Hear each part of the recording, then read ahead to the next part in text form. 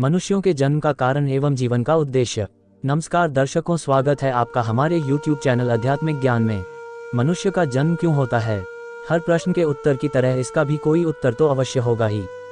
इस प्रश्न के उत्तर पर विचार करने पर जन्म का साक्षात कारण तो माता पिता का होना प्रत्यक्ष दिखाई देता है।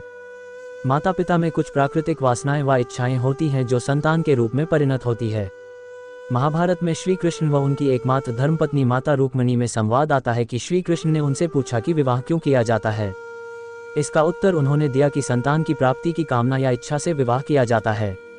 स्वाभाविक है कि विवाह न हो तो संतान नहीं होगी, और यदि सभी मनुष्य विवाह न करने का निश्चय कर ले तो आगामी 50 से लेकर 125 वर्षों में यह सारा संसार मनुष्यों से विहीन हो जाएगा। संतान माता पिता से उत्पन्न तो अवश्य होती है, परंतु माता के गर्भ में संतान का निर्माण माता पिता नहीं करते, वह कुछ प्राकृतिक नियमों के अनुसार होता है। यह सिद्ध नियम है कि कोई भी रचना या निर्माण किसी रचयिता या निर्माता के द्वारा ही होता है। रचनाकार व निर्माता हमेशा एक चेतन तत्व होता है। मनुष्य का आत्मा भी एक चेतन तत्व है। यदि वह है तो मनुष्य है, और यदि शरीर में आत्मा न हो अर्थात शरीर से निकल जाए तो शरीर का कुछ मूल्य नहीं होता। चेतन जीवात्मा ही शरीर को साधन के रूप में प्रयोग व उपयोग करके नाना प्रकार के कर्म व क्रियाएं कर रचना व निर्माण के कार्य करता है। कुछ रचनाएं मनुष्य कर सकता है और कुछ नहीं। मनुष्य मिट्टी व पत्थर तथा आज उपलब्ध भवन सामग्री का उपयोग करके स्वयं व अन्यों के सहयोग से अपने लिए इच्छित आवास बना सकता है। यह पौरुषेय रचना है। मनुष्यों के लिए जो कार्य करने संभव है वह सभी पौरुषेय रचनाएं कही जाती हैं। वैज्ञानिकों ने कंप्यूटर, मोबाइल, हवाई जहाज, रेल आदि उपयोगी यंत्रों आदि का निर्माण किया है, अतः यह सभी पौरुषेय रचनाएं हैं। हम सूर्य, चंद्र, पृथ्वी व आकाश में तारागण समूह को देखते हैं। कोई मनुष्य या देश इनको बनाने का दावा नहीं करता और न ही भविष्य के लिए कोई योजना है। यह रचनाएं अपौरुषेय रचनाएं हैं जिन्हें एक सर्वव्यापक, निराकार, सर्वज्ञ, सर्वशक्तिमान व चेतन सत्ता ही करती है। यह बात अलग है कि अति सूक्ष्म, सर्वव्यापक व निराकार होने के कारण वह हमें आंखों से दिखाई न देती हो। वही चेतन तत्व ईश्वर, परमात्मा, जगदीश्वर, सृष्टा व सृष्टिकर्ता आदि अनेक नामों से जाना जाता है। उसी ईश्वर ने माता पिता में संतान उत्पन्न करने की भावना या वासना उत्पन्न की हुई है। इसी से यह संतान को जन्म देते हैं, परंतु संतान के शरीर व उसके सभी अवयवों को बनाता परमात्मा ही है। अब यह देखना है कि परमात्मा को यह संसार बनाने व मनुष्य आदि प्राणियों को जन्म देने की आवश्यकता क्यों पड़ी।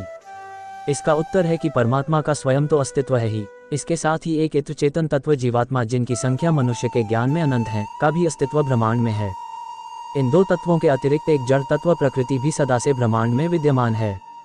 यह तीनों अनादि तत्व परस्पर इस अनंत परिमाण वाले ब्रह्मांड में विद्यमान है। ईश्वर अनुत्पन्न, अनादि, अजन्मा, नित्य, अवनिशी, अमर, सर्वव्यापक, सर्वज्ञ, सर्वशक्तिमान चेतन सत्ता है। जीवात्मा चेतन तत्व, अणुमात्र, अत्यंत सूक्ष्म, अजन्मा, अनुत्पन्न, अविनाशी, अमर, नित्य, कर्मों का कर्ता व फलों का भोग करने वाली सत्ता है। यह सर्वज्ञ न होकर अल्पज्ञ, ससीम, एक देशी है और कर्म करने में स्वतंत्र तथा फल भोगने में ईश्वर के वश में है अथवा परतंत्र है। चेतन तत्व में ज्ञान ग्रहण करने के साथ कर्म व क्रिया करने का गुण भी होता है।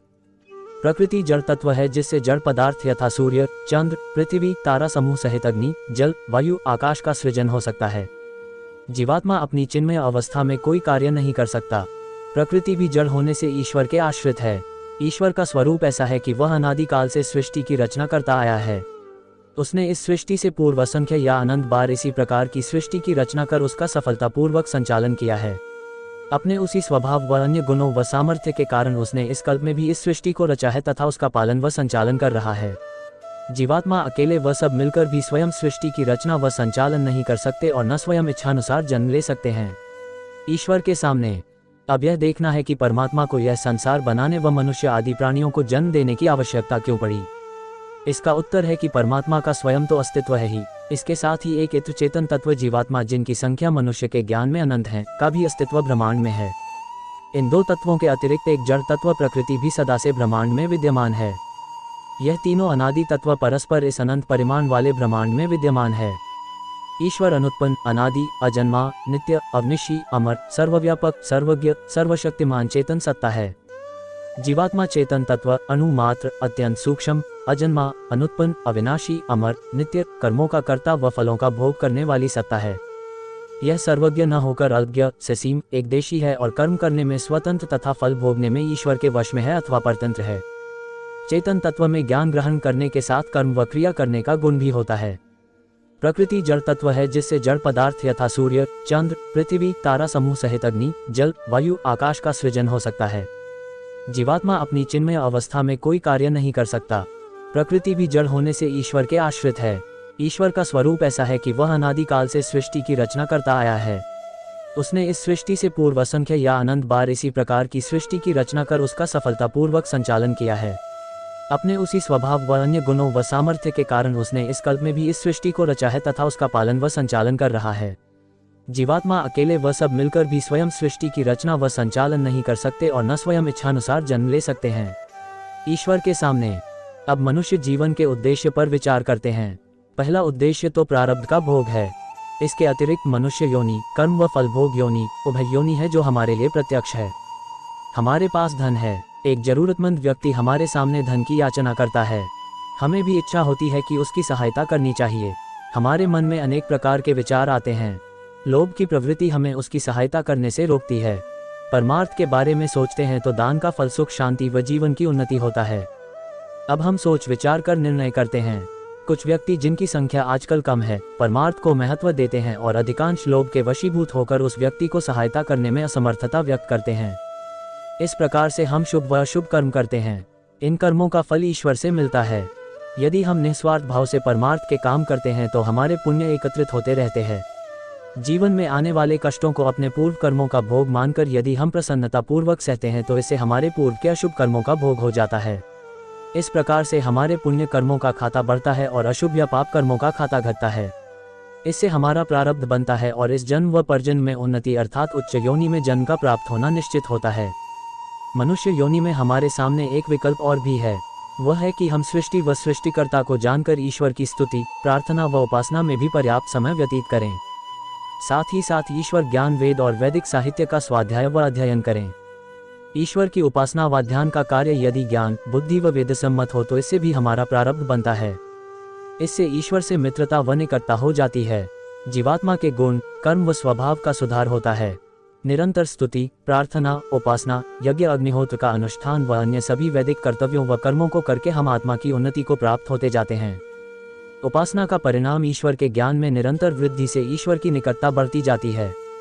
उपासना का परिणाम समाधि होता है और असंप्रज्ञात समाधि उपासना की सर्वोत्कृष्ट व अंतिम स्थिति है जिसमें ईश्वर का साक्षात्कार होता है। इस अवस्था में ईश्वर अपने स्वरूप का यथार्थ व वास्तविक स्वरूप उपासक के सम्मुख प्रस्तुत करता है जिससे जीवात्मा व उपासक कृत्य हो जाता है।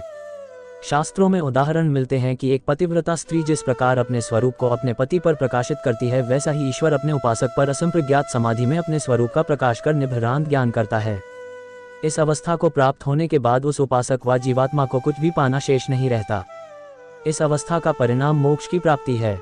इसका अर्थ है कि भावी समय में मृत्यु होने के पश्चात मनुष्य जन्म व मरण के चक्र से छूटकर मोक्ष को प्राप्त होता है। यह मोक्ष 31,10,40,000,000 वर्षों की अवधि का है जिसमें जीवात्मा बिना किसी योनि में जन्म लिए ईश्वर के सानिध्य में रहकर असीम सुखों का भोग करता है। इसका विस्तृत विवरण सत्यार्थ प्रकाश आदि ग्रंथों में देखा जा सकता है जो सभी मनुष्य के लिए अवश्य में पठनीय है। इससे मनुष्य जन्म का उद्देश्य वैदिक कर्मों को करके मुक्ति प्राप्त करना भी सिद्ध होता है। जानकारी अच्छी लगी हो तो चैनल को लाइक, कमेंट और सब्सक्राइब करें।